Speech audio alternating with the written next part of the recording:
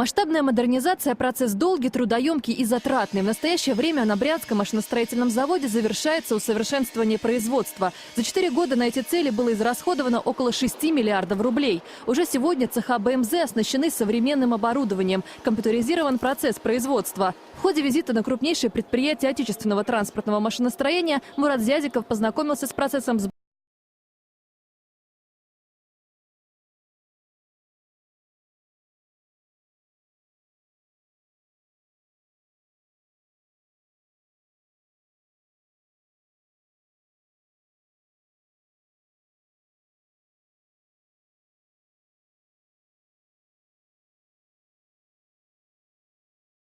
Зарубежное, но в основном наше отечественное оборудование.